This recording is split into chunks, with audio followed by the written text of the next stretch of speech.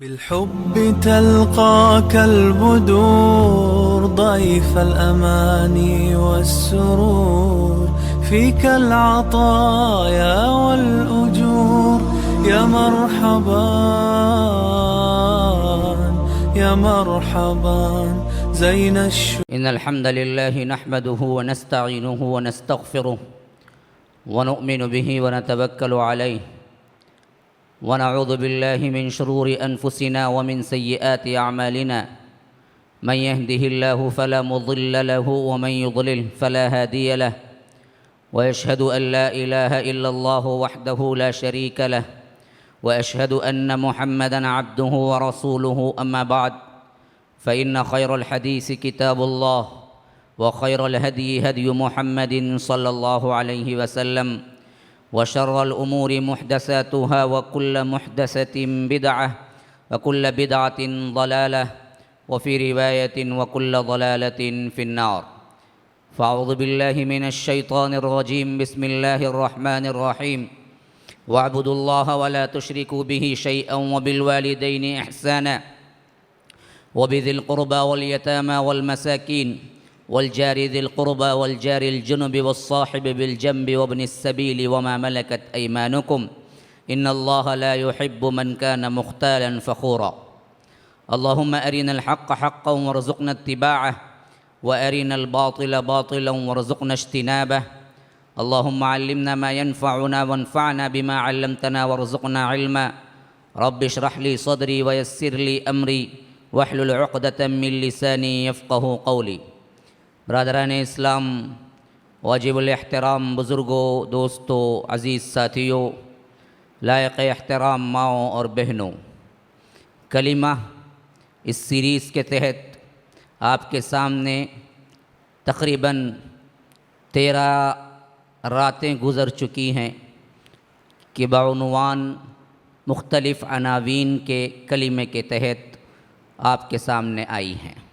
آج جس ٹاپک پر مجھے گفتگو کرنی ہے، میں سمجھتا ہوں کہ انسانیت کی سب سے اہم ضرورت اس کے اندر مضمر ہے، اور ہر طرف ہر ایک، خواہ وہ فریق مخالف ہو یا اپنا ہو، اسی ایک کی پکار لگا رہا ہے، اور ہر کوئی شکوہ کر رہا ہے کہ اس کو اپنا حق نہیں ملتا، خواہ خاندانی معاملات میں ہوں، خواہ معاشرتی معاملات میں ہوں، خواہ اقتصادی معاملات میں ہوں، خواہ سیاسی معاملات میں ہوں، خواہ چھوٹا سے لے کر بڑا تک کا مسئلہ ہو یا چھوٹے سے لے کر بڑے تک کی عمر والا ہو، ہر کوئی یہ شکوہ کرتا نظر آتا ہے کہ ہمیں اپنا حق نہیں ملتا۔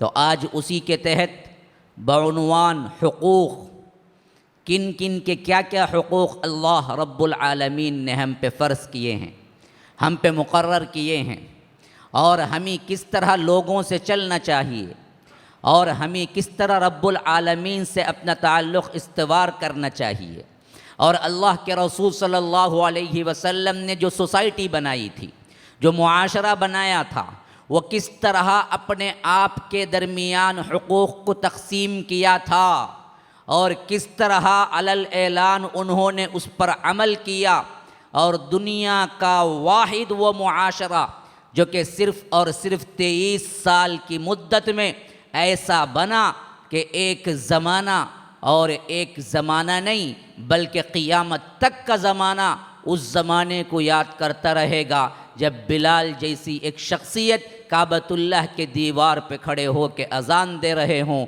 اور محمد الرسول اللہ صلی اللہ علیہ وسلم جیسی شخصیت نیچے کھڑے ہوئے ہوں۔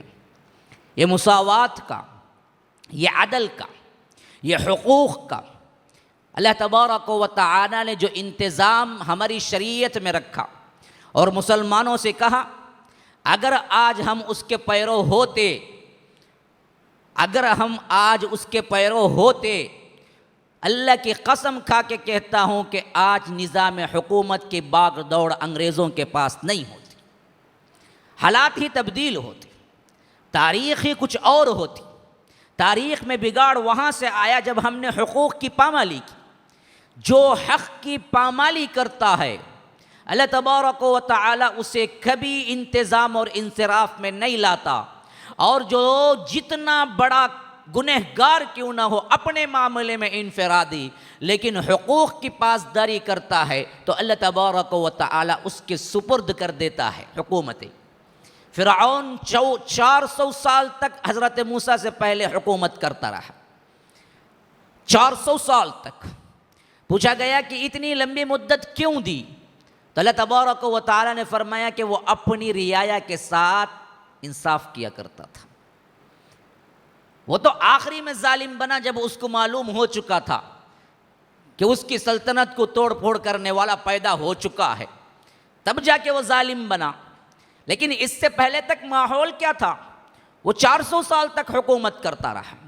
اور آج ہماری حالت بھی اٹھا لیجئے، ایک وہ زمانہ تھا جو پورے تاریخ اسلام کے اندر مسلمان چھائے ہوئے تھے، اور آپ کو معلوم ہے بنو امیہ تقریباً 150 سال حکومت کر پائی، اور بنو عباسیہ تقریباً 350 سال حکومت کر پائی، اور 600 سال کے اندر اندر ہمارا تمام شیرازہ بکھر گیا، اور اس کے بعد چھوٹی چھوٹی سلطنتوں میں بھی اسلامی ممالک کا قیام رہا، یہاں تک کہ ہندوستان میں 800 سال مغلوں نے حکومت کی، اور اسپین میں عبد الرحمن الملک جو پہلا الداخل کے نام سے ہے جو بادشاہ بنا، اس نے بھی تقریباً غرناطہ جو سب سے بڑا کیپٹل تھا اندلس کا، یہ انگریزوں کے ہاتھوں میں آیا 1400 میں، وہاں پر بھی تقریباً 800 سال حکومت کی، اور یہاں پر تقریباً 1857 تک آپ دیکھ لیں پوری حکومت مغلیہ سلطنت کے تحت تھی۔ 1857 پھر اس کے بعد وہ غدر کا واقعہ ہوا، اور اس کے بعد کیا ہے بہادر شاہ ظفر ایک قید ہوا، اور رنگون میں آج بھی اس کی قبر ہے، اور دونوں شہزادوں کو بھی قتل کر دیا گیا۔ 1857 تقریباً 90 سال ایسی حکومت رہی جہاں پر نہ پوری انگریزوں کی تھی، نہ جہاں پر نہ پوری حکومت مسلمانوں کی تھی، نواب اپنے اپنے الگ الگ تھے، اور اس کے علاوہ انگریزوں کی جہاں چاہے وہاں پکڑ تھی، یہاں تک کہ 1947 میں ہمارا ملک آزاد ہوا، اور آزاد ہونے کے بعد یہاں پر سیکولر ہر مذہب کی آزادی کے نام پہ جو حکومت ملی، لیکن دوسرے لفظوں میں کہہ لیجئے کہ مسلمانوں کو الگ فرقہ بنا کے انہیں مسلنا کچلنا شروع کر دیا گیا۔ تو ہماری تاریخ بھی بہت لمبی ہے، 800 سال اللہ نے چھین لیا حقوق کی پامالی سے، حق کی پامالی سے۔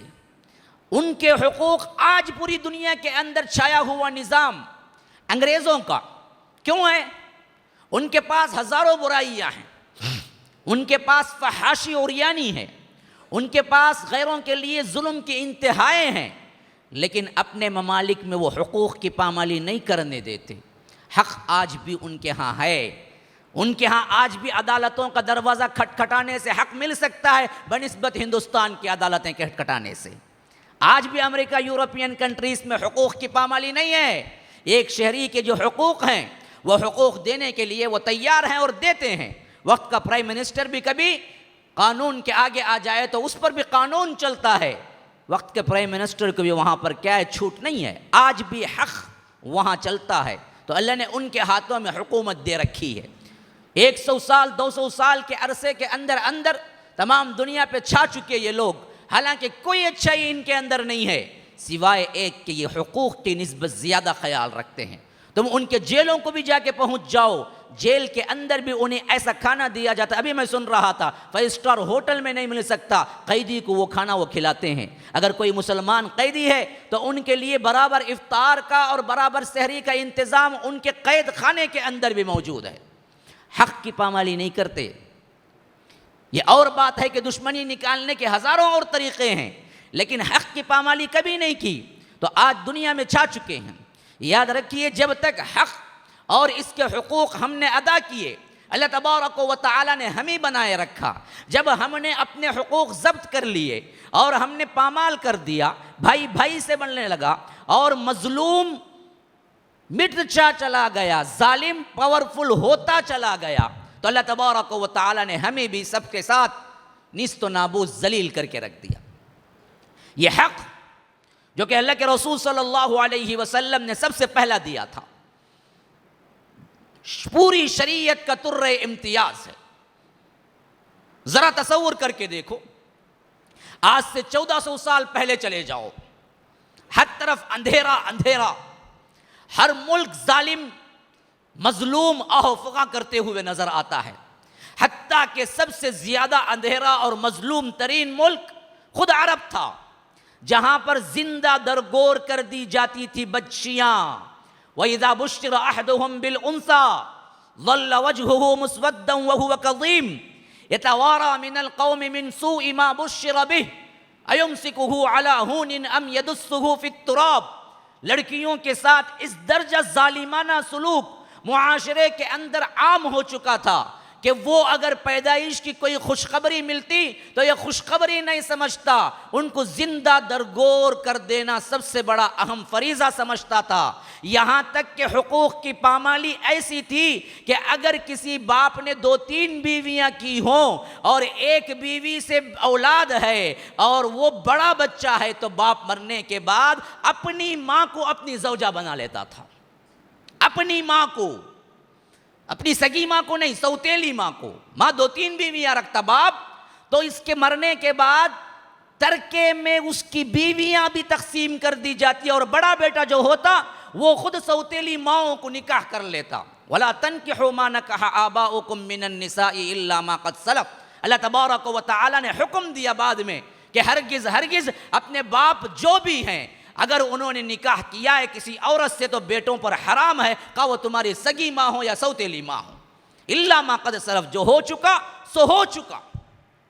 سنن الدارمی کے اندر یہ صحیح روایت موجود ہے، اللہ کے رسول صلی اللہ علیہ وسلم بیٹھے ہوئے تھے، ایک صحابی آئے، مسلمان ہوئے، زار و قطار رونے لگے، زار و قطار رونے لگے۔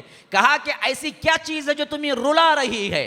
تو کہا کہ اللہ کے رسول، میں نے اپنی زندگی میں اتنا بڑا گناہ کیا ہے، آج بھی دیکھتا ہوں تو میرے رونگٹے کھڑے ہو جاتے ہیں کہ اللہ تبارک و تعالی مجھے معاف کر دے گا اس اسلام کے ذریعے سے۔ تو اللہ کے رسول صلی اللہ علیہ وسلم نے پوچھا، آخر ویسا کون سا گناہ ہے جس کے تمہیں احساس کرنے پر بھی رونگٹے کھڑے ہو جاتے ہیں؟ تو وہ صحابی کہنے لگے، اے اللہ کے رسول، میں جب جاہلیت میں تھا تو شادی کیا، شادی کر کے ایک سفر پہ جانا پڑا جبکہ میری بیوی حاملہ تھی، اور میں چلا گیا، اور ایک لمبی مدت کے بعد میں واپس آیا تو دیکھا کہ بیوی کا حمل مٹ چکا ہے۔ میں نے پوچھا کیا ہوا تھا؟ حمل تو تھا۔ کہا کہ ایک مردہ بچہ پیدا ہوا، اس کو دفنا دیا گیا۔ تو میں نے کہا کہ چلو خلاص معاملہ ختم ہوا۔ پھر اس کے بعد میں اس کے ساتھ زندگی گزارنے لگا، یہاں تک کہ پڑوس کی ایک چھوٹی بچی میرے ساتھ آنے لگی، کھیلنے لگی، یہاں تک کہ اس کی اور میری انسیت اس حد تک پہنچ گئی کہ میں اسے بے انتہا چاہنے لگا بیٹی کے طور پر، اور وہ مجھے بھی باپ کے طور پر بے انتہا چاہنے لگی۔ ایک حد تک ایسا زمانہ بھی آیا کہ میری زبان سے نکل گیا، کاش کہ تم میری بیٹی ہوتی۔ تو اسی وقت بیوی نے کہا، اگر میں آپ کو سچ بتا دوں تو آپ برا تو نہیں مانیں گے؟ کہا کہ بات کیا ہے؟ بتا کیا بات ہے؟ کہا کہ دیکھو، جو پڑوس کی بچی ہے اصل میں وہ تمہاری ہی بچی ہے، جو حمل تھا وہ مردہ نہیں پیدا ہوا، وہ بچی پیدا ہوئی تھی، اور مجھے ڈر تھا کہ اگر تمہیں خبر کر دی جائے تو تم زندہ دفنا دو گے اس بچی کو، تو میں نے پڑوس میں دے دیا، انہوں نے پالا پوسا، اور یہ بچی جو تمہارے ساتھ آ رہی ہے وہ اصل میں تمہاری ہی بچی ہے۔ آج تمہاری زبان سے جو نکلا کہ بیٹی، تو میں نے کہا کہ چلو آج مسئلہ ختم ہو گیا، تمہیں محبت آ گئی اپنی بیٹی پر، تو اس وجہ سے بتا رہی ہوں کہ اب یہ بیٹی تمہاری سگی بیٹی ہے۔ اس نے کہا کہ اچھا، میں لڑکی کا باپ کہلاؤں؟ یہ ذلت مجھے گوارا نہیں ہے۔ جاہلیت کی انتہا دیکھو، حقوق کی پامالی کا انتہا دیکھو۔ اس نے کہا کہ میں ایک لڑکی کا باپ کہلاؤں؟ جیتے جی یہ نہیں ہو سکتا، تو نے یہ کیوں چھپایا مجھ سے؟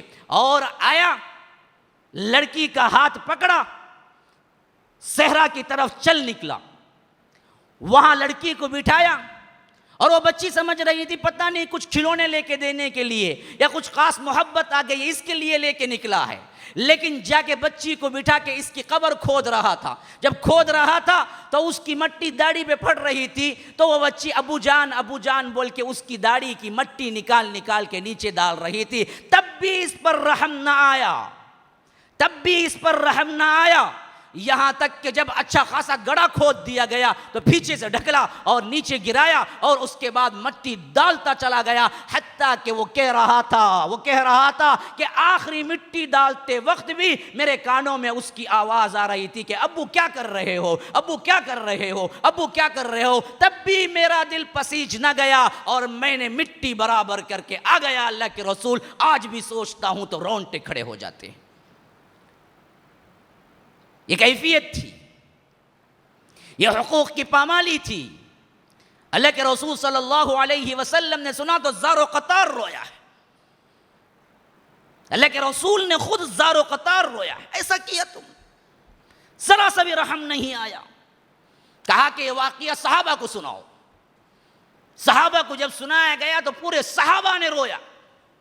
یہ کہاں حالت، پھر وہ کہاں حالت، جب حقوق کی انتہا پاسداری میں صحابی ایک دوسرے سے ایسا سلوک کرنے لگے، سگے بھائیوں کے بھی سلوک ہمیں نظر نہیں آتے تاریخ میں، قیامت قائم ہو جائے تب تک بھی نظر نہیں آئیں گے۔ اللہ کے رسول صلی اللہ علیہ وسلم نے یہ احساس دلایا کہ تم ایک دوسرے کے بھائی بہن ہو، تم ایک دوسرے کے حقوق کو ملحوظ رکھو، تم ایک دوسرے کی مدد کرو، ہمیشہ اپنا آپ مت دیکھو، دوسروں کی مدد کرنے پہ جاؤ۔ تو جہاں تک ہمیں معلوم ہوتا ہے اللہ کے رسول نے پھر اس معاشرے کو اس بنیاد پہ استوار کیا۔ تو سعد بن الربیع، عبد الرحمن بن عوف کا واقعہ کل ہی میں نے بیان کیا، سن لیجئے۔ دو مہاجر ایک انصار، دونوں کو اللہ کے رسول نے صرف ایک لفظ کہا، آج سے تم دونوں بھائی۔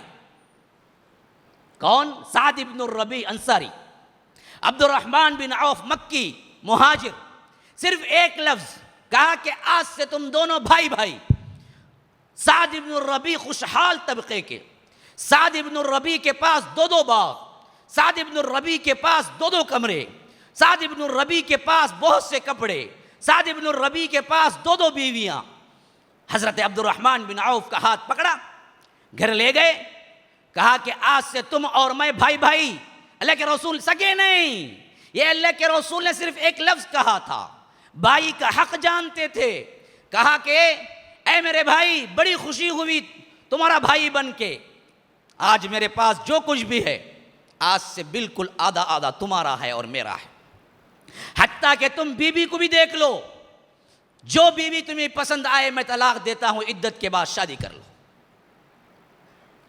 حقوق کی پاسداری کا یہ عالم کتنے سال کے اندر 13 سال کے اندر یہ کہاں سے انقلاب برپا ہو گیا، یہ کہاں سے یہ کچھ تبدیلیاں آ گئی۔ یہ وہ لوگ تھے جو اصل میں سن کے جانے والے نہیں تھے، سن کے عمل کرنے والے تھے۔ یہ وہ لوگ تھے جنہوں نے اللہ کے رسول صلی اللہ علیہ وسلم کی ایک حرف، ایک حرکت، ایک قول کو اپنی زندگی کا محور اور نمونہ بنایا تھا۔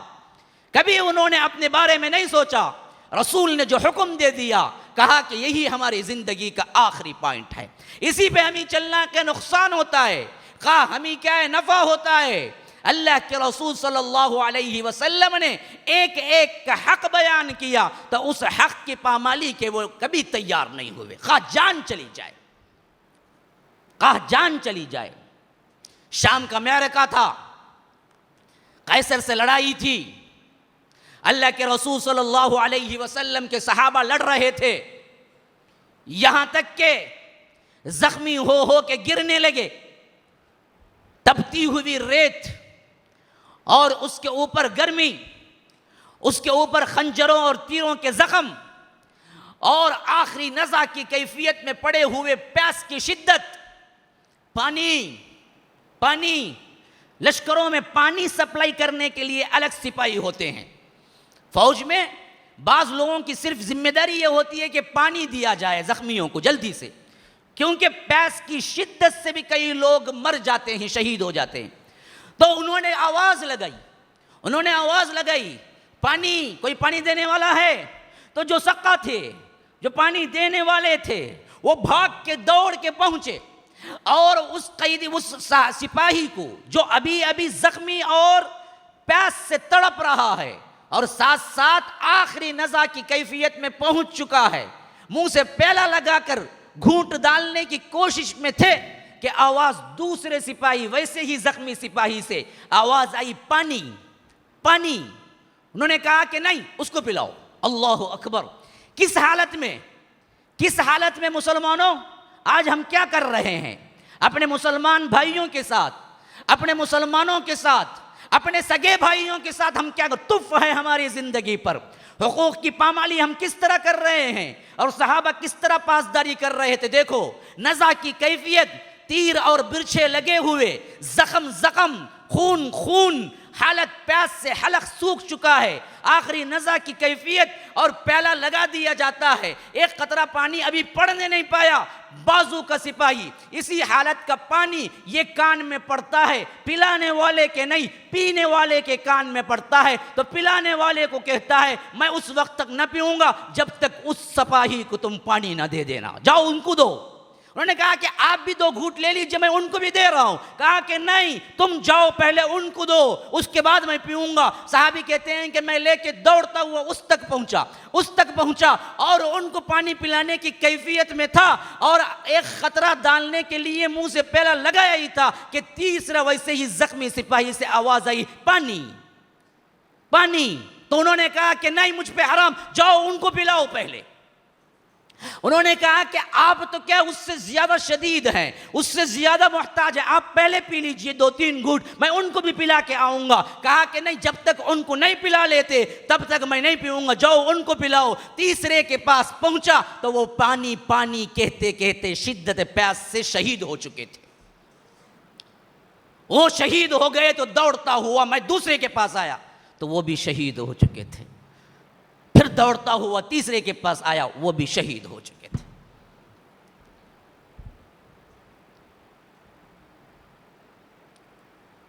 کیفیتیں کبھی ہمارے اوپر گزریں گے، کبھی ہم سوچ بھی سکتے ہیں۔ اپنے سے زائد چیز دینے سے ہمارے دل کیا ہے، آدھے بادے ہو جاتے ہیں، ہمارے دل کے اندر درد اٹھنے لگتا ہے۔ اپنے سے زائد، ہم تو اپنی ضرورت سے زائد چیز دینے کے لیے تیار نہیں ہیں۔ ضرورت کے وقت تو کبھی سوچ بھی نہیں سکتے کہ ہم دوسروں کو دیں گے۔ تمہیں سخت ضرورت ہے، کوئی پوچھے تو کہیں گے پاگل ہو جی، میں اتنی مشکل سے لے کے آیا، مجھے ضرورت ہے۔ لیکن ہمیں تو حقوق یہی سکھائے گئے کہ تمہارے لیے ضرورت ہی کیوں نہ ہو، لیکن کوئی پوچھے تو وہ ضرورت پر تم اپنے آپ کو نہیں دوسروں کو ترجیح دو۔ حق ہے، حقوق ہیں، اس کی پامالی نہ کرو، پھر تو زندگی میں جانور اور انسان کے کوئی حیثیت نہیں رہتی۔ جانور بھی جس طرح اپنے آپ کو کھاتا پیتا ہے، زندگی گزار کے مرتا ہے، یہی حالت انسانوں کے اندر ہے۔ امتیاز کوئی ہے تو وہ دوسروں کی فکر ہے، دوسروں کی فکر نہیں تو پھر جانور میں انسان میں کوئی فرق نہیں رہ گیا۔ اللہ کے رسول صلی اللہ علیہ وسلم نے فرمایا، ایک رات مہمان آئے ہوئے تھے، اللہ کے رسول نے پوچھا بھیجا، بھائی میرے گھر میں کچھ ہے؟ پہلے بیوی کے گھر سے جواب آیا، کچھ نہیں ہے، کچھ نہیں ہے۔ اللہ کا رسول، کائنات کا سردار، سید العرب والعجم، سید الانس والجن، سید الانبیاء، محمد الرسول اللہ، احمد مصطفیٰ، احمد مجتبیٰ، رحمت للعالمین صلی اللہ علیہ وسلم کے گھر میں کچھ نہیں، یہاں تک کہ پینے کے لیے پانی نہیں، ایک مہمان کو دینے کے لیے ایک گھونٹ دودھ نہیں۔ تو اللہ کے رسول نے دوسرے گھر پوچھا بھیجا، کچھ ہے؟ کہا کہ کچھ نہیں ہے آج رات۔ تیسرے گھر پوچھا بھیجا، کہا کہ کچھ نہیں ہے آج رات۔ چوتھے گھر پوچھا بھیجا، کچھ نہیں ہے آج رات۔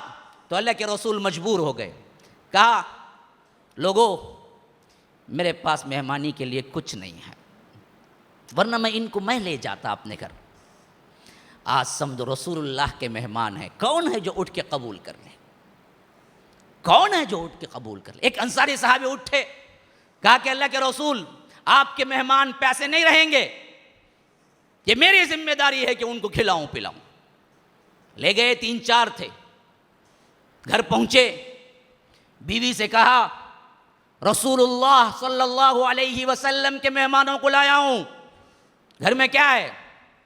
بیوی نے کہا گھر میں تو کچھ نہیں، آپ کو معلوم ہے گھر میں کیا ہے؟ گھر میں تو جو کے ٹکڑے پڑے ہوئے ہیں، جندانے پڑے ہوئے ہیں جو بچوں کو کام آئیں گے، بس بچوں کی روٹی بن سکتی ہے اور ان روٹی کو کھا کے ہی وہ دراصل سوئیں گے، ورنہ تو بھوک سے ابھی تل ملا رہے۔ انہوں نے کہا کہ بچوں کو کسی نہ کسی طرح بہلا کے سلاؤ، بھوک آئی۔ رسول اللہ کے مہمان واپس نہیں جائیں گے خالی پیٹ۔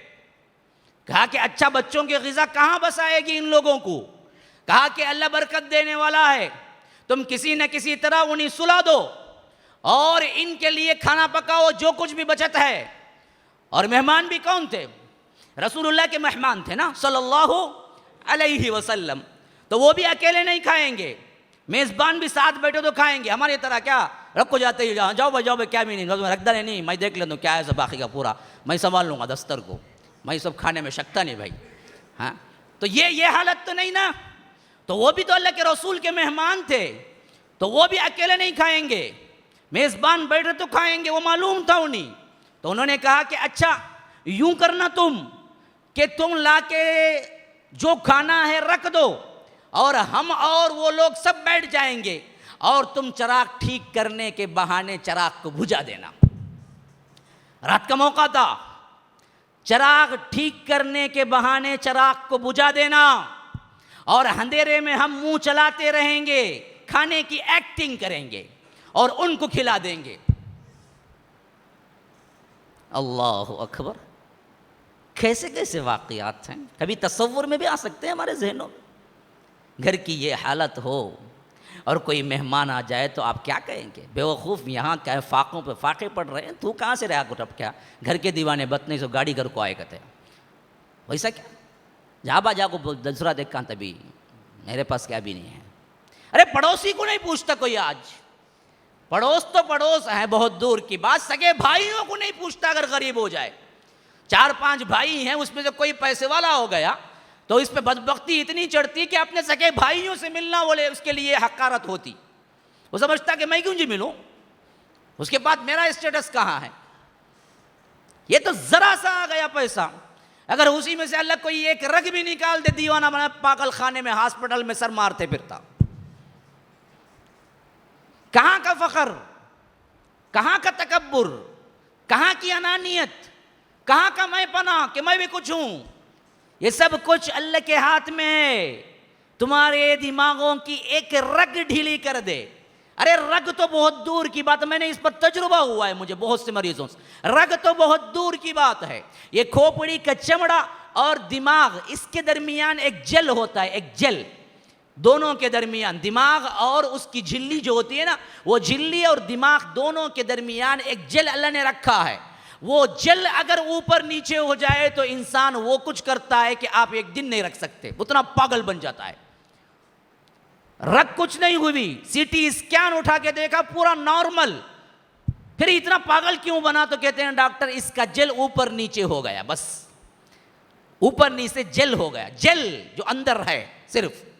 اگر اس کو اللہ تبارک و تعالی اوپر نیچے کر دے، تمہیں کوئی گھر میں رکھنے والا نہیں ہوگا۔ انسان کپڑے پہناؤ گے تو کپڑے نکال کے پھرے گا، پہنانا چاہو گے تو بھاگے گا، صرف جل کی کمی سے، رگوں کی نہیں، ابھی کوئی مسلک رگوں تک نہیں پہنچا، جل کی کمی سے یہ حالت ہو جائے گی۔ تو کس پہ فخر کرتے ہو کہ مجھے یوں ہے وہ ہے فلاں ہے فلاں ہے؟ تو اللہ تبارک و تعالی نے جس کو دیا ہے اس پہ فریضہ ہے کہ وہ کیا ہے، غریبوں کو دیکھے، غریبوں کے لیے حقوق ادا کرے۔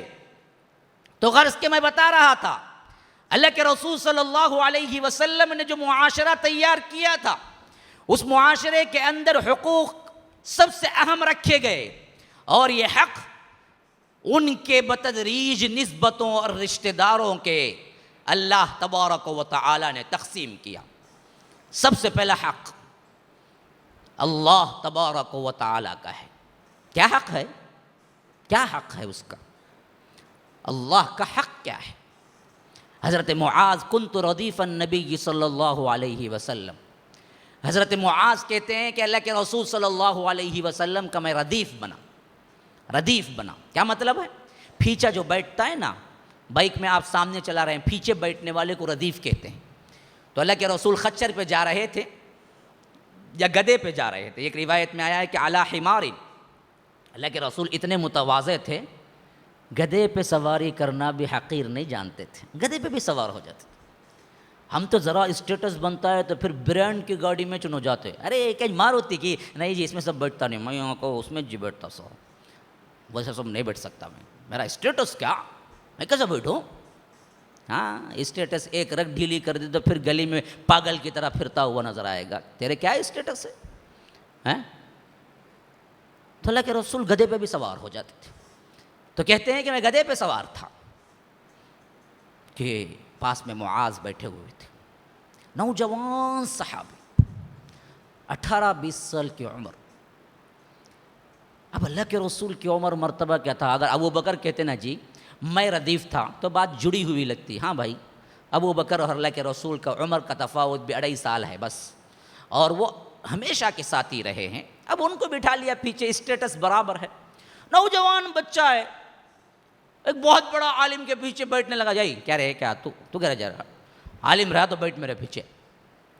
خود ہمارا اپنا ایک اسٹیٹس بن گیا تو لوگ کہتے ہیں کہ میرے اسٹیٹس کے مطابق میں بٹھاؤں گا، کسی کو بٹھاؤں گا بھی. تو لیکن اللہ کے رسول تو معاذ کو بٹھائے ہوئے تھے، بالکل نوجوان صاحب.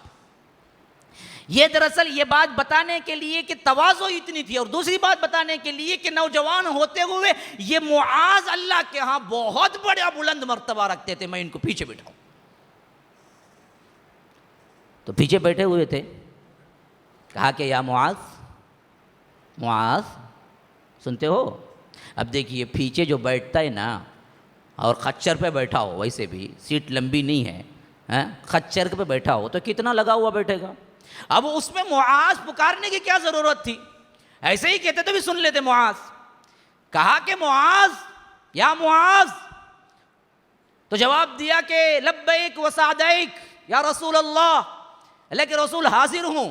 تو کچھ دیر خاموش رہے اللہ کے رسول، پھر تھوڑی دیر چلے تو پھر کہا یا معاذ، دوسری مرتبہ پکارا. انہوں نے کہا کہ لبیک و سعدیک، پھر تھوڑی دیر خاموش رہے، چلتے رہے. پھر تیسری مرتبہ کہا کہ یا معاذ، کہا کہ لبیک و سعدیک. کیوں ایسا کیا؟ اس وجہ سے کہ جو بات کہنی ہونی تھی، کہی جا رہی تھی، کہنے والے تھے، اس کی اتنی اہمیت تھی کہ پاس والے کو اتنی مرتبہ متوجہ کر لے کہ واقعتاً کوئی امپورٹنٹ بات ہے جو اللہ کے رسول کہنا چاہتے ہیں. 3 مرتبہ پکار. پھر اس کے بعد سوال کیا اتدری ما حق اللہ علی العباد وما حق العباد علی اللہ. تمہیں معلوم ہے کہ بندوں پر اللہ کا کیا حق ہے اور اللہ کا بندوں پر کیا حق ہے؟ صحابہ کا عام معمول تھا، جب تک کہ ایک سوال کو اللہ کے رسول 3 مرتبہ نہیں دہرا لیتے تب تک تو یہی کہتے رہتے کہ اللہ و رسولہ اعلم، اللہ اور اس کا رسول ہی بہتر جانتا ہے. جب 3 مرتبہ دہراتے تو صحابہ معلوم کر لیتے کہ اللہ کے رسول صحابہ سے جواب سننا چاہتے ہیں، تب کہیں جا کے جواب دیتے، ورنہ معلوم ہونے کے باوجود بھی جواب نہیں دیتے. تب تک یہی کہتے ادب اللہ و رسولہ اعلم، اللہ اور اس کا رسول بہتر جانتے. تو اللہ کے رسول صلی اللہ علیہ وسلم نے فرمایا کہ سب سے پہلا حق بندوں پر اللہ کا یہ ہے، بندوں پر اللہ کا یہ ہے کہ وہ اللہ کے ساتھ کسی کو شریک نہ کرے. اچھا خیر، ہم تو مخلوق، ہم پہ تو حق عائد ہو سکتا ہے، خالق پہ کیا حق عائد ہو سکتا ہے؟ لیکن اللہ نے بھی اپنے اوپر حق عائد کیا ہے، جس کے اصول کی پابندی اللہ کرتا ہے اور اللہ وعدہ خلافی نہیں کرتا. کہا کہ اللہ کا حق بندوں پر جو ہے، اللہ کا حق بندوں پر جو ہے وہ یہ کہ اگر وہ شرک نہ کریں تو اللہ يعذب، اللہ ان کو عذاب نہ دے. اللہ کا حق بنتا ہے اگر کوئی مشرک نہیں ہے، شرک نہیں کیا اپنی زندگی میں، اللہ اس کو عذاب نہ دے. اور ہم پر حق بنتا ہے اللہ کا، ہم کسی حالت میں اللہ کے ساتھ شریک نہ کریں. بس یہ ایک پوائنٹ. شرک اتنا بڑا فساد ہے، اتنا بڑا گناہ ہے کہ اس کو اللہ نہیں بخشتا. خواہ وہ آپ کیا کریں، مندر کے لیے دیکھیں، یا بدھ کے سامنے کھڑے ہوں، یا درگاہ کے سامنے کھڑے ہوں، یا ولی کو مانے، یا کسی جھنڈے کو مانے، یا بنڈے کو مانے، یا درخت کو مانے، یا درگاہ کو مانے، یا دروازے کو مانے، فرق وہی ہے کہ آپ کے لحاظ سے چیزیں بدلی ہیں، عقیدے میں کوئی فرق نہیں، سب ایک ہی شمار ہوگا، وہ شرک ہی ہے. وہ شرک ہی ہے۔ ابراہیم علیہ السلام کی بھی تو پوجا ہوتی تھی۔ اگر نبی ہوتا، اللہ کے رسول نے حجۃ الوداع میں کیوں اٹھا دیا ان کے پتلے کو بھی؟ کہتے کہ چلو جی باقیہ پتلے تو کیا ہیں، بت ہیں، ابراہیم تو خلیل اللہ ہیں، ان سے تو تم مانگ لو۔ چھوڑ دیا؟ نہیں، ان کو بھی گرا دیا، ان کو بھی گرا دیا۔ ارے ابراہیم خلیل الرحمن سے بڑا کوئی ولی کون ہو سکتا ہے؟ ولایت کا معنی یہ نہیں کہ تم اللہ کے ساتھ شریک کرو، نبوت کا معنی بھی یہ نہیں کہ تم اللہ کے ساتھ شریک کرو۔ اللہ اکیلا ہے، اللہ شرکت پسند نہیں کرتا۔ اللہ کا نہ کوئی وزیر ہے، نہ مشیر ہے، نہ اللہ تبارک و تعالیٰ کا کوئی ساجی ہے، نہ کوئی شریک ہے۔ اللہ تبارک و تعالیٰ اکیلا ہے اور اکیلا یہ سب بنایا۔ اللہ نے کبھی نہیں پوچھا عبد القادر جیلانی میں مخلوق بنانے والا ہوں، تم کتنا سپورٹ کرو؟ 50% تم ڈالتے ہو، 50% میں ڈالتا ہوں، چلو بزنس شروع کریں گے۔ نعوذ باللہ ثم نعوذ باللہ۔ ما اشہدتہم خلق السماوات والارض ولا خلق انفسہم وما کنت متخذ المضلین عضدا۔ جب میں نے پیدا کیا کسی سے گواہی نہیں لی، مشورہ نہیں کیا کہ بھائی کیا کرنا ہے، مرد عورت کو بنا رہا ہوں، پتہ نہیں کیا ہو رہا ہے، کہ بزنس بڑھے گا، آگے چلے گا نہیں چلے گا، تمہاری رائے کیا ہے؟ نہ اللہ کو کبھی یہ ضرورت پڑتی ہے چلو جی بہت تھک گیا ہوں جی، نیند بڑی آ رہی ہے، ذرا ایک 5 منٹ کو کیا ہے دکان سنبھالو بھائی، ذرا جا کو آتا ہوں، ہم نے حاجت پیش ہے۔ کتنا بڑا دکان والا رہتا ہے، کتنا بڑا تبھی دکان والا رہتا ہے، اسے حاجت تو لگی ہوئی ہے، کیا بولتا ہے ایک 10 منٹ بیٹھو جی، آ جاتا ہوں جی، 10 منٹ بیٹھو، 10 منٹ۔ کیا اللہ کو کبھی جانے کی ضرورت پڑی؟ بہت دنوں سے سنبھال رہا ہوں بھائی، تھک گیا ہوں میں، ایک 2 دن سنبھال لو تم بھی، دنیا میں جا کے آتا ہوں۔ ولا یعودہ حفظہما، وہ کبھی تھکتا نہیں ہے کائنات کو سنبھالنے سے، تھکتا ہی نہیں ہے۔ ولا یعودہ حفظہما وہو العلی العظیم، بڑا ہی بابرکت، اعلیٰ اور عظیم تر ہے، اسے ضرورت ہی کبھی نہیں پڑی۔ وَرَبُّكَ يَخْلُقُ مَا يَشَاءُ وَيَخْتَارُ، اللہ تبارک و تعالیٰ جو چاہتا ہے جیسے چاہتا ہے پیدا کرتا ہے، اس کا کل اختیار ہے، کسی سے کبھی کوئی چیز نہیں پوچھا، نہ پوچھنے کی ضرورت پڑتی ہے۔ رب العالمین تو وہ ہے جو بنانے پہ آتا ہے تو اندھیریوں کے اندر ہمیں صورتیں دے دیتا ہے۔ هُوَ الَّذِي يُصَوِّرُكُمْ فِي الْأَرْحَامِ كَيْفَ يَشَاءُ، ماؤں کے رحموں کے اندر ہم نے تمہیں بنا دیا، اور رحموں کے اندر بھی بنایا تو کیسے بنایا؟ فی ظلمات ثلاث، 3 جھلیوں کے اندر، 3 اندھیریوں کے اندر، ایک پیٹ کا چمڑا، ایک اندر کا چمڑا، ایک بچے دانی کا چمڑا، اس کے اندر ہم نے صرف ایک قطرہ بوند لے کر، ایک قطرہ اس پہ لے کے ہم نے تصویریں بنا دی کہ مرد بننا ہے، عورت بننا ہے، بچہ بن کے نکل جاتا ہے۔ انما اردناہ، اگر ہم ارادہ کرتے ہیں، ان یقول لہ کن فیکون، کہتے ہیں کہ ہو جا تو ہو جاتی ہے۔ سمندر کو بنانے کے لیے پانی کے قطرے نہیں جوڑے، ساحل کو بنانے کے لیے مٹی کے ذرات کو نہیں جوڑا، درختوں کو بنانے کے لیے لکڑی کا سامان نہیں پیدا کیا، بلی کو بنانے کے لیے شیر کی تصویر نہیں دیکھی، شیر کو بنانے کے لیے بلی کی تصویر نہیں دیکھی۔ وہ تو بے مثال پیدا کرنے والا ہے، فاطر السماوات والارض، اسے کوئی مثال کی ضرورت نہیں ہے، وہ اکیلا ہے، وہ تنہا ہے، وہ جو چاہے کر سکتا ہے، وہ ہر چیز کرنے پہ قادر ہے۔ صرف ایک حق مانگا ہے ہم سے، ایک حق مانگا ہے، دیکھو میرے ساتھ کسی کو شریک نہ کرو، ایک ہی حق ہے میرا۔ کل کافر کو لایا جائے گا جہنم کے پاس، جہنم دکھائی جائے گی تو وہ کہے گا رب العالمین جو چاہے میرے پاس سے لے لے، جو چاہے میرے پاس سے لے لے، زمین بھر اتنا سونا رہا تو میں دینے کے لیے تیار ہوں، یہ جہنم سے چھوڑ دے۔ اللہ پوچھے گا آج تو زمین بھر سونا دینا چاہتا ہے، لیکن دنیا میں تھا تو میں نے بہت ہی کم چیز حق مانگا تھا۔ وہ پوچھے گا کیا رب العالمین؟ میں تو صرف یہ مانگا تھا کہ میرے علاوہ کسی کی عبادت نہ کر۔ آج تو زمین بھر اتنا سونا دینے کے لیے تیار ہے، لیکن میں تو دنیا میں صرف ایک ہی حق مانگا تھا میرا، کہ یہ سر جس کو میں نے اونچا بنایا ہے میرے سامنے کہیں نہ جھکنا، نہ بنڈے پہ، نہ جھنڈے پہ، نہ قبر پہ، نہ چادر پہ، نہ لوگوں سے، نہ منسٹر پہ، نہ پرائم منسٹر پہ، کوئی نہیں ہے۔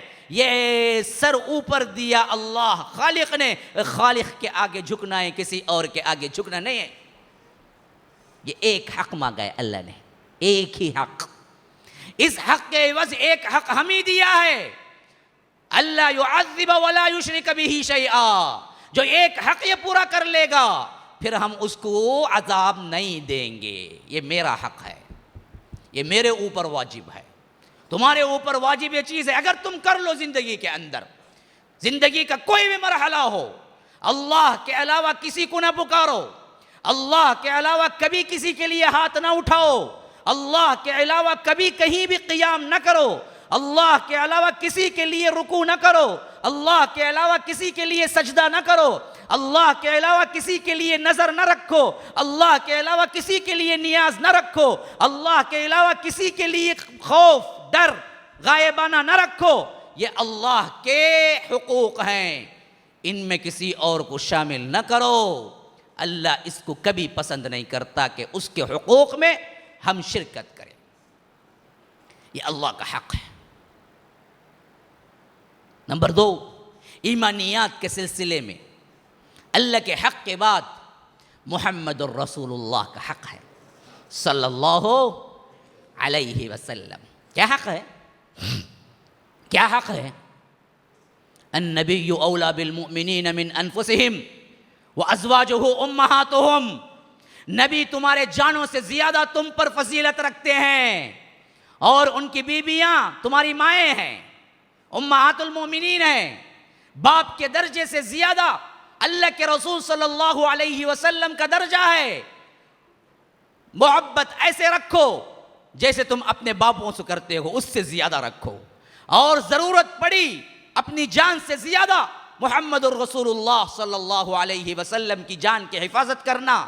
تو آج پوچھیں گے, آج تو نبی ہمارے درمیان نہیں, تو آج ان کا دین ہے, دین کی نصرت ان کی نصرت ہے. یہ اللہ کے رسول کا حق ہے.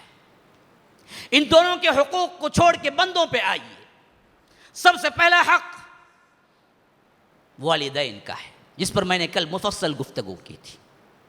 وَاعْبُدُوا اللَّهَ وَلَا تُشْرِكُوا بِهِ شَيْئًا وَبِالْوَالِدَيْنِ إِحْسَانًا. والدین کے بعد کس کا حق؟ وَبِذِي الْقُرْبَى. قرابت دار, رشتہ دار, رحم کے رشتے کے, خون کی حیثیت سے کون کون آتے ہیں؟ بھائی بہن, چچا ماموں, پھر اس کے بعد ان کے بیٹے, پھر اس کے بعد جو قریب, ان کے ساتھ صحیح سلوک, ان کے ساتھ رحم و کرم کا سلوک, ان کو جوڑے رکھنے کے لیے اپنے آپ کو فنا کرنا, حتیٰ کہ تمہیں ان سے دکھ بھی پہنچے, کوئی مسئلہ نہیں, وہ ہیں جواب دیں گے. لیکن آپ کے لیے حق کیا ہے کہ آپ ان کے ساتھ اچھائی کرو, صلہ رحمی کرو. حتیٰ کہ اللہ کے رسول صلی اللہ علیہ وسلم نے فرمایا, لا يدخل الجنہ قاطع رحم. جنت میں وہ شخص داخل نہیں ہوگا, مسلمان ہے, 100 صلوات کا پابند ہے, روزہ ہے, تقوی ہے, تہجد ہے, نمازیں ہیں, لیکن رحم کو کاٹتا ہے. صلہ رحمی رشتہ داروں کو کاٹتا ہے, رشتہ داروں کے ساتھ اچھا سلوک نہیں ہے, رشتہ داروں کے ساتھ برا سلوک ہے, رشتہ داری کو نبھاتا نہیں ہے. تو اللہ کے رسول نے اعلان کیا, لا يدخل الجنہ, وہ جنت میں داخل نہیں ہوگا, قاطع رحم, جو رحم کو کاٹتا ہے, جو رشتہ داری کو کاٹتا ہے, وہ جنت میں داخل نہیں ہوگا. اللہ کے رسول صلی اللہ علیہ وسلم نے فرمایا, بخاری و مسلم کی روایت ہے, اللہ تبارک و تعالی نے رشتہ داری کو پیدا کیا, رحم کو پیدا کیا. وہ اٹھ کے کھڑا ہوا, کہا کہ اللہ میرا حق کیا ہے؟ رب العالمین نے فرمایا, جو چیزیں جوڑے رکھے گا, جو تجھے جوڑے رکھے گا میں اس سے جڑے رہوں گا, جو تجھے کاٹے گا میں بھی اسے کاٹ دوں گا. اللہ کے رسول صلی اللہ علیہ وسلم نے یہ رشتہ داری کا پاس و لحاظ ایسا رکھا کہ اللہ کے رسول کو کوئی سگے بہن بھائی نہیں تھے, کوئی سگے اکیلے تھے, اکیلے ایک ہی اولاد تھی, اللہ کے رسول اکیلے تھے. لیکن جہاں دودھ پیا حلیمہ سعدیہ کے گھرانے کے اندر, تو وہ بھی رضائی ماں بن گئی. اور اسلام میں کیا ہے, جو دودھ پلاتی ہے نا, وہ بھی ماں کے حیثیت سے اتنے ہی رشتے حرام ہو جاتے ہیں جتنے ماں اگر دودھ پلائے یا ماں کے ذریعے سے رشتے حرام ہوتے ہیں۔ تو جن کا دودھ پیا حلیمہ سعدیہ کا جو دودھ پیا تو ان کی ایک بیٹی تھی جس کا نام تھا شیمہ، یہ اللہ کے رسول کو گود کھلاتی تھی، یعنی بڑی تھی اس زمانے میں۔ حضرت حلیمہ سعدیہ کی پہلی بیٹی سمجھ لیجئے، بڑی تھی اور اللہ کے رسول گود کے تھے۔ جب جا کے دودھ پیا، 4 سال تک وہاں دودھ پیا، تو یہ شیمہ جو بہن تھی اللہ کے رسول صلی اللہ علیہ وسلم کی رضائی بہن، ان کے ساتھ اللہ کے رسول کھیلا کرتے تھے اور اللہ کے رسول کو یہ اٹھایا کرتی تھی۔ اچھا 4 سال کے بعد یہ واپس آ گئے اپنی ماں کے پاس، اور اس کے بعد تقریباً گزر گیا 50 سال کا عرصہ۔ حنین پیش آئی 9 میں، غزوہ حنین جب پیش آئی تو اس وقت جب قیدی آ گئے، اللہ تبارک و تعالیٰ نے فتح دے دی، تو ایک بڑھیا تھی، وہ بڑھیا کہتی تھی کہ میں رسول کی بہن ہوں، مجھے ہٹاؤ، راستہ دو۔ تو صحابہ حیران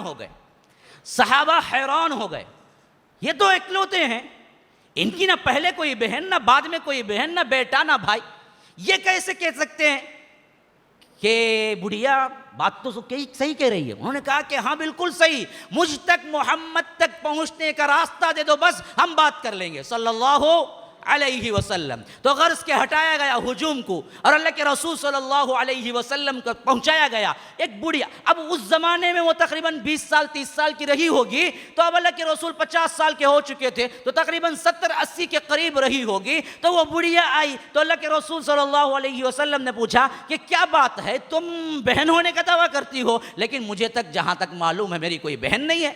کہا کہ اللہ کے رسول بچپن میں جو میں آپ کو کھلاتی تھی بھول گئے؟ میں وہی شیمہ ہوں، رضائی بہن۔ تو اللہ کے رسول نے کہا اچھا، تب تو تمہارے پیٹھ پر بھی ایک نشان تھا جو میں کبھی ایک مرتبہ خوشی میں آ کے تمہیں قطر دیا تھا۔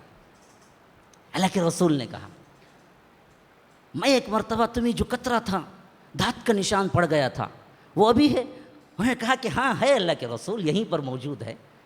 جب یہ دیکھے تو اللہ کے رسول کے آنکھوں سے آنسو گرنے لگے۔ میری بہن،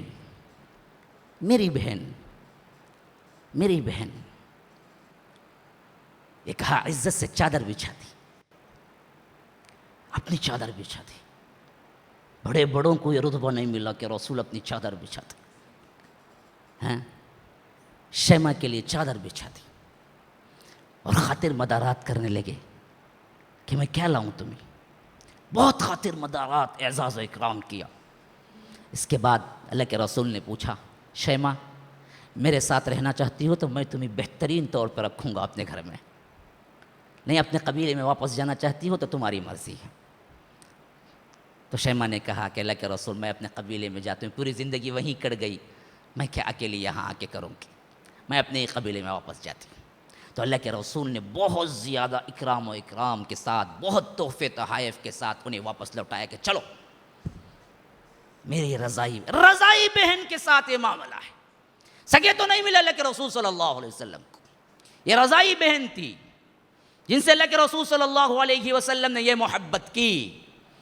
آج سگوں کے اندر رشتہ داری نہیں ہے، چھوٹی چھوٹی باتوں میں بڑے بڑے لمبے لمبے عرصے مل جاتے ہیں جن میں تم بات تک نہیں کرتے، تم دشمن بن جاتے ہو، ایک دوسرے کو گرانے میں لگے رہتے ہو، خاص کر خاندانی ماحول میں، کزنس لوگوں میں یہ ہمیشہ یہ بری عادت رہی ہے کہ اپنے ہی خاندان والوں کو گرانے میں لگے رہتے ہیں کہ وہ کیسے بڑھتا، اس کے پاس کار کیوں آئی، اس کے پاس اتنا زیادہ کیا ہے، مال کیسے آیا، اس کے پاس ایسے بچے کیوں ہیں کہ بہترین ان کو جاب مل گئی۔ ارے تو تم کو خوش ہونا ہے، تمہارا اپنا خاندان ہے، تمہیں کون یہ بخشا؟ یہی اللہ تبارک و تعالیٰ نے، کہ اللہ تبارک و تعالیٰ بے انصاف ہے کہ ایک کو ایک دے دے جس کو انصاف کے تقاضے کے مطابق اس کا مستحق نہیں ہے اور تمہیں گرا دے۔ نہیں، اگر تم اس طرح کہو گے کہ اس کو یہ کیوں آیا اور مجھے کیوں نہیں ملا، تو دراصل یہ اس پہ اعتراض نہیں، اللہ رب العالمین پہ اعتراض کہ اے اللہ تو ناقص فیصلہ کیا ہے۔ یہ کہنے کے لیے تیار ہو؟ اللہ تبارک و تعالیٰ جانتا تھا جس کو جو دینا تھا، تمہیں اس کی تمنا نہ کرنا چاہیے۔ وَلَا تَتَمَنَّوْا مَا فَضَّلَ اللَّهُ بِهِ بَعْضَكُمْ عَلَى بَعْضٍ۔ لوگوں دیکھو، ہرگز ہرگز جو ایک دوسرے پہ اللہ نے اتار چڑھاؤ نعمتیں دے رکھی ہیں اس کی تمنا نہ کرو، ان کو صحیح دیا ہے جو دینا تھا۔ ایک دوسرا مطلب کیا ہے؟ کوئی عورت یہ تمنا نہ کرے کہ میں مرد بن جاتی تو فلاں فلاں کر لیتی، کوئی مرد یہ تمنا نہ کرے میں عورت بن جاتا تو مجھے فلاں فلاں مل جاتا، یہ مطلب بھی اندر ہے، کیونکہ سورہ نساء کے اندر آیت ہے یہ، وَلَا تَتَمَنَّوْا مَا فَضَّلَ اللَّهُ بِهِ بَعْضَكُمْ عَلَى بَعْضٍ۔ اور بڑا لڑکا، گھر کا بڑا بھائی باپ کے برابر ہوتا ہے، باپ کے برابر ہوتا ہے۔ اگر باپ نہیں ہے اس جگہ اگر بڑا بھائی ہے تو اس کی تعظیم کرو، اس کی عزت کرو، اسی طرح جس طرح باپ کی کیا کرتے ہیں، اس کے حقوق ہیں، اس کا ادب ہے۔ چھوٹے بھائیوں پر شفقت کرو، یہ حق ہے۔ من لم يرحم صغیرنا ولم يعقر کبیرنا فلیس منا۔ اللہ کے رسول صلی اللہ علیہ وسلم نے فرمایا جو بڑوں کا ادب نہیں کرتا، جو بڑوں سے تعظیم سے پیش نہیں آتا، جو بڑوں کے ساتھ احترام نہیں کرتا، چھوٹوں پر شفقت نہیں کرتا، چھوٹوں پر رحم و کرم سے پیش نہیں آتا، فلیس منا، وہ ہم میں سے نہیں ہے۔ مطلب کیا ہے؟ وہ مسلمان نہیں ہے، ہماری جماعت میں سے نہیں ہے۔ من لم يرحم صغیرنا ولم يعقر کبیرنا فلیس منا۔ باادب بانصیب، بے ادب بے نصیب ہے۔ یاد رکھ لیجیے، ادب پہلا تقاضا ہے کہ بھائیوں کے ساتھ ادب سے پیش آؤ، چھوٹے ہیں انہیں محبت دو، بڑے ہیں انہیں ادب دو اور ساتھ میں محبت دو، بہنوں کے ساتھ انتہائی مخلصی کے ساتھ پیش آؤ۔ کیوں؟ دراصل اللہ تبارک و تعالی نے ایک درجہ انہیں اوپر دیا ہے نزاکت کا۔ بہنوں کو کبھی پامال نہ کرو، بہنوں کو اذیتیں نہ دو، بہنوں کے ساتھ بدسلوکی مت کرو، بہنوں کے ترکے مار کے مت کھاؤ، بڑا ظلم ہے، بہت بڑا ظلم ہے۔ کل اللہ تبارک و تعالی اپنے رسول کو وکیل بنا کے پیش کرے گا جو بدبخت بھائی اپنی بہن کا ترکہ دبا لیا۔ بہن کے ترکے مار کے مت کھاؤ، یہ بہت بڑا ظلم ہے۔ باپ نہیں ہو تو کیا ہوا، رسول اللہ وکیل بنیں گے۔ ظلم ایسا نہ کرو کہ کل جہنم کی آگ بھرنی پڑے۔ ان الذین یأکلون اموال الیتامی ظلما انما یأکلون فی بطونہم نارا۔ جو کوئی ظلماً غضب سے اپنے آپ کا مال جمع کرتا ہے اور اپنے لیے بلڈنگیں چڑھاتا ہے، کل ہم اس کے منہوں کے ذریعے آگ بھروائیں گے، آگ اس کے پیٹوں میں پہنچے گی۔ بہنوں کو حقوق دو، حقوق یہ نہیں جو جہیز میں ملتا ہے وہ حق نہیں ہے، حق ان کا ترکے میں ہے برابر کا جو باپ چھوڑ کے گئے۔ بہت سے لوگ اس معاملے میں غلط فہمی میں شکار ہیں کہ جو باپ جہیز دے دیتا وہی ان کا ترکہ ہے۔ باپ مرنے کے بعد بڑا بھائی بولتا جو دینا تھا بابا تمہیں دے ڈالے، ماں اب کیا کو مانگتے ہیں تمہیں؟ بیوقوف۔ اللہ کہتا ہے تلک حدود اللہ، یہ اللہ کی حدیں ہیں۔ اللہ کہتا ہے فریضۃ من اللہ، یہ اللہ کی طرف سے فرض کیا ہوا ہے۔ تو کون سا مائی کا لال آیا ہے کہ اللہ کی حکومت اور اللہ تبارک و تعالیٰ کی شریعت کو بدل دے؟ اللہ کہتا ہے کہ 2 حصہ مرد کا، عورت کا 1 حصہ۔ تم کہتے ہو کہ یہ کیا ہے، ہم نے جہیز میں دے دیا، مسئلہ ختم، باپ مرنے پہ اب تمہیں کوئی نہیں ملے گا۔ جہیز میں دیا یا نہ دیا یہ باپ کا اختیار تھا، لیکن باپ کے مرنے کے بعد برابر کا 1 حصہ اسے ملے گا۔ اگر کوئی انکار کرتا ہے تو وہ شریعت کا انکار کرتا ہے۔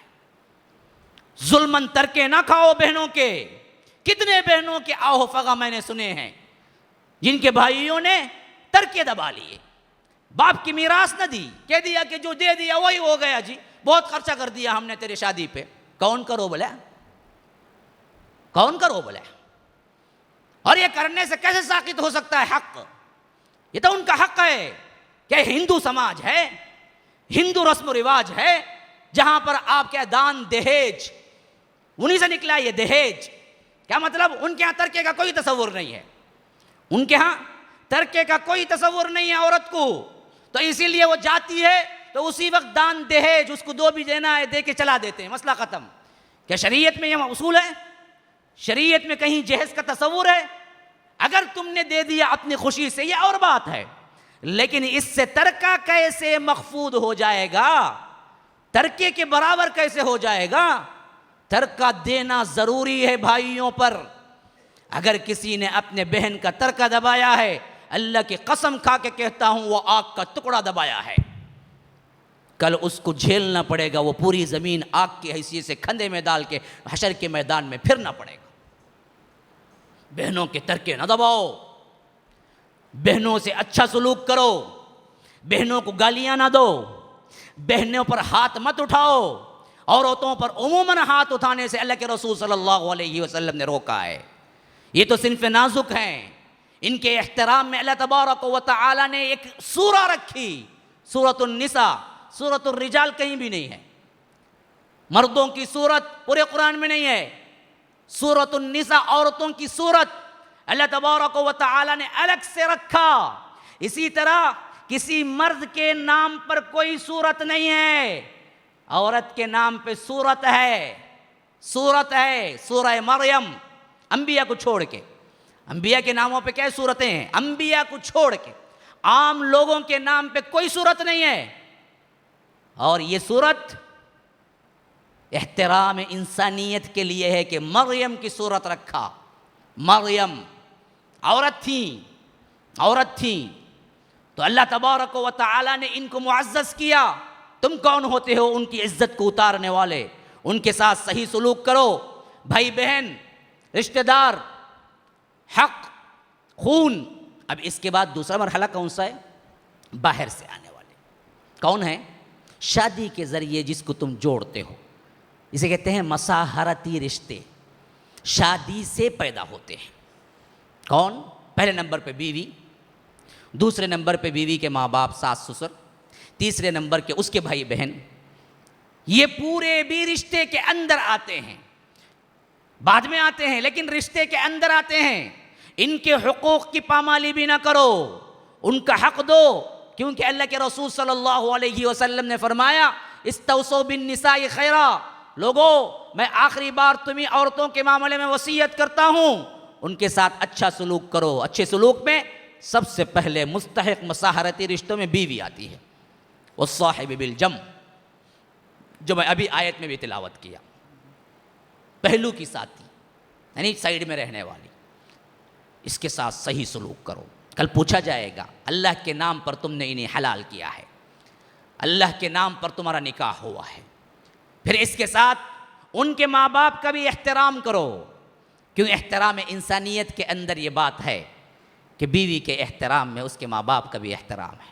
بعض لوگ ہمیشہ سسرے کو یا ساس کو گلیاں دیتے رہتے ہیں اور سمجھتے ہیں بڑا فخر ہے، میں داماد ہوں جی، میں داماد ہوں تو بڑا فخر ہے ان کا، ہمیشہ گالیاں دو۔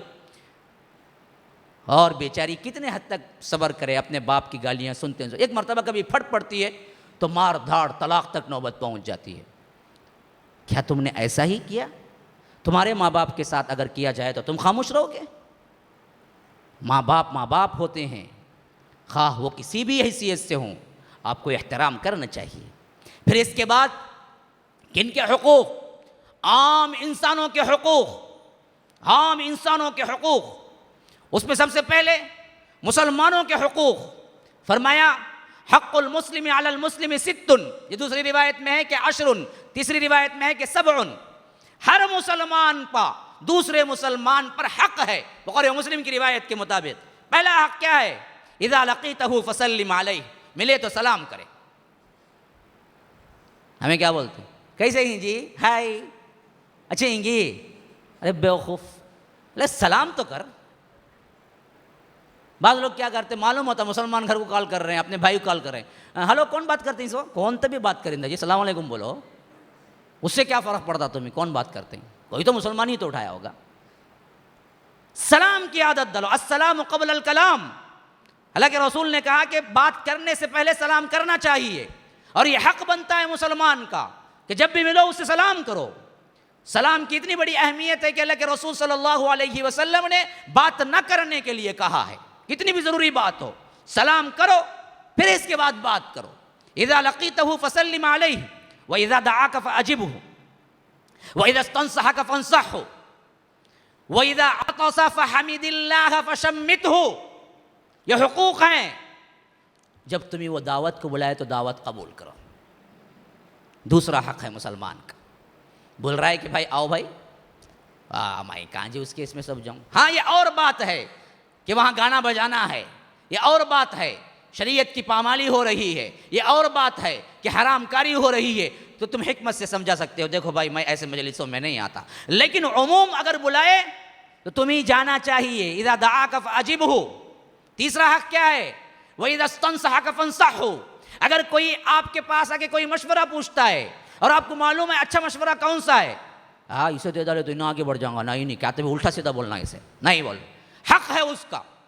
مثلا آپ کوئی بزنس مین ہے، وہ بھی کوئی بزنس شروع کرنا چاہتا ہے، آپ کے پاس آیا، بھائی بتاؤ کہ میں بزنس شروع، تمہیں بہت بڑے کیا ہے اس میں ایکسپیرینس ہے نہیں، ذرا بتاؤ۔ وہ کہ جی وہ اس کے پاس سے لو مارو نے اچھا دیں گا، کون اچھا دیتا نہیں، سو آدمی کو بتاؤ چھوڑا ہے اچھا دیں گا اگر بول کہ انہیں بڑھیں گا نہیں۔ بہت بڑی حق کی پامالی ہے، یاد رکھیے۔ امانت دار کہتے ہیں اللہ کے رسول، جس سے مشورہ کیا جاتا ہے وہ امین کی طرح ہے، اگر اس کو صحیح معلوم ہے ضرور بالضرور صحیح بتلانا ہے، غلط نہیں بتلانا ہے، اور خاموش بھی نہیں رہنا ہے، رہنمائی بھی کرنا ہے۔ وَإِذَا اسْتَنصَحَكَ فَانصَحْهُ، اور وَإِذَا عَطَسَ فَحَمِدِ اللَّهَ فَشَمِّتْهُ، اگر چھینک دے الحمدللہ، چھینکنے والا کہے تو جواب میں یرحمک اللہ کہے، اور چھینکنے والا یہدیک اللہ کہے۔ اچھے اچھے لوگوں کو میں نے دیکھا ہوں، بوڑھے 50 سال 40 سال آنکھوں بیٹھ کو حج کرتے، پھر بات نہ کر لے گوچر رہتے، پھر حج کرتے، الحمدللہ کا لفظ ہی نہیں۔ اچھے اچھوں کو نہیں معلوم ہے کہ چھینکنے پر الحمدللہ کہنا چاہیے، اور جو سنتا ہے اس پر یہ حق بنتا ہے کہ وہ یرحمک اللہ کہے، پھر چھینکنے والے پہ یہ حق بنتا ہے کہ یرحمک اللہ کے جواب میں یہدیک اللہ کہے۔ یہ اچھے اچھوں کے پاس نہیں ہے آج، بڑی بڑی تعجب کی بات ہے۔ میں نے بہت سے ایسے محفلوں میں دیکھا ہوں جو اچھے ہیں، دیندار نمازی ہیں، وہ بھی چھینکتے ہیں تو ایسے ہی بیٹھ جاتے ہیں خاموشی سے۔ آپ کو پتہ نہیں کہ تمہارے سیکنڈ کے 1000ویں حصے میں تمہاری زندگی کھڑ گئی تھی۔ چھینک ایک ایسی چیز ہے جس سے پورا نظام سسٹم اور دل بھی کھڑ جاتا ہے سیکنڈ کے 1000ویں حصے کے لیے، اور پھر چالو ہوتا ہے۔ تو اسی پر اللہ کے رسول نے بتایا کہ تمہیں دوسری نئی زندگی ملی ہے تو تم الحمدللہ کہو، اور بھائی سنتا ہے تو اس کے لیے کیا ہے، وہ خوشخبری کے طور پہ دعا کرتا ہے کہ یرحمک اللہ، اللہ تم پہ رحم کرے، اور یہ دعا جو دیا ہے اس پر تم پھر دعا کرتے ہو تو یہدیک اللہ، اللہ تمہیں ہدایت پہ قائم رکھے۔ کتنا بہترین ماحول ہے، دیکھیے یہ حق ہے مسلمانوں پر، ہمیں معلوم بھی نہیں ہے، جو باپ کو معلوم نہیں وہ بچوں کو کہاں سے سکھائیں گے؟ یاد رکھیے، وہ اصول سمجھ جائیے، چھینکنے والا ہمیشہ الحمدللہ کہنا چاہیے۔ اللہ کے رسول کے پاس ایک صحابی آئے اور ایک صحابی بیٹھے، دونوں کو چھینک آئی، ایک صحابی نے الحمدللہ کہا تو اللہ کے رسول نے کہا یرحمک اللہ، دوسرے نے کہا نہیں، اللہ کے رسول خاموش بیٹھے رہے، صحابی غصے میں آ گئے، کہا کہ اللہ کے رسول، ان کے لیے اتنی بڑی دعا، رسول اگر یہ کہے کہ اللہ تم پہ رحم کرے تو بس مسئلہ ہی ختم نہ۔ بھائی جو رسول، اللہ کے رسول دعا کریں تو اس کے مسائل تو حل۔ تو کہا کہ اللہ کے رسول آپ اس کو تو کیا اتنی بڑی دعا دیے، مجھے کچھ نہیں دیا۔ کہا کہ تم الحمدللہ بولے ہی نہیں، میں کہاں سے دعا دیتا؟ دعا اس وقت دینی ہے جب الحمدللہ بولنا چاہیے، الحمدللہ بولنا چاہیے۔ حضرت حسن اور حسنین کے بارے میں آتا ہے کہ وہ بڑے باادب تھے، لیکن شریعت کو سکھانے میں بڑا کمال تھا۔ ایک مرتبہ ایک بڑا آدمی، بوڑھا آدمی ان کے سامنے بیٹھ کے کہا، چھینک دیا۔ حسن تھے چھوٹے اور انہیں معلوم تھا الحمدللہ بولنا، لیکن نہیں بولا۔ اب انہوں نے اگر یہ کہے کہ بڑے آدمی کو جا کے الحمدللہ نہیں بولنا تھا کیا تم نا، کیا غصہ آؤں گا؟ اب یہ بے ادبی بھی نہیں کرنا ہے، یہ بے ادبی۔ اب حضرت حسن نے کیا کیا کہ میاں جی، چچا جی، کوئی چھینکتا ہے تو کیا بولنا چاہیے؟ کہا کہ الحمدللہ، یرحمک اللہ۔ حضرت حسن نے کہا کہ یرحمک اللہ، چلو تم نے کہہ دیا الحمدللہ۔ سوال کیا کیا انہوں نے؟ میاں جی جو کوئی چھینکتا ہے تو کیا بولنا چاہیے؟ تو وہ بوڑھے میاں نے جواب دیا کہ الحمدللہ، تو فوراً حسن نے جواب دیا رضی اللہ عنہ، یرحمک اللہ۔ بات کی بات بھی سکھا دی اور جواب بھی دے دیا۔ تو پہلی چیز الحمدللہ بولنا ہے، پھر اس کے بعد یرحمک اللہ بولنا۔ اس کے بعد کا آخری حق کیا ہے؟ بیمار پڑے عیادت کو جائے۔ ہم بیمار پڑتے ہیں تو کیا کرتے ہیں؟ پڑ گیا کیوں نے، اچھا ہوا، نہیں، جانا ضروری ہے۔ اور آخری، مر جائے تو اس کے جنازے کے ساتھ جائے۔ جنازے میں شرکت کرنا حق مسلم ہے، حق مسلم ہے، یہ حقوق مسلمانوں کے ہیں۔ عام کے کیا ہیں؟ عام کے کافر ہو، مشرک ہو، ملحد ہو، ہر ایک کے ساتھ برائی نہ کرے، خواہ کتنا ہی بڑا دشمن تمہارا کیوں نہ ہو۔ والصاحب بالجنب وابن السبیل، اچھا ہی کرے، اور پڑوسی اگر بن جائے تو اس کے 3 حقوق بن جاتے ہیں۔ ایک پڑوسی مسلمان بھی ہے، رشتہ دار بھی ہے، تو اس پر 3 حق ہے۔ ایک دوسرا پڑوسی ہے، مسلمان ہے، رشتہ دار نہیں، 2 حق ہیں۔ ایک تیسرا پڑوسی ہے، مسلمان بھی نہیں ہے، رشتہ دار بھی نہیں ہے، دوسرا کسی غیر مذہب کا ہے، لیکن پڑوسی ہے تو اس کا بھی حق ہے۔ اللہ کے رسول صلی اللہ علیہ وسلم پوچھا گیا کہ حق کیا ہے؟ کہا کہ جب بھی تم کچھ بناؤ تو شیروا زیادہ کرو، شیروا دے کے بھیجو، پانی زیادہ ہی ڈالنا کیوں نہ پڑے، کچھ باہر دے کے بھیجو۔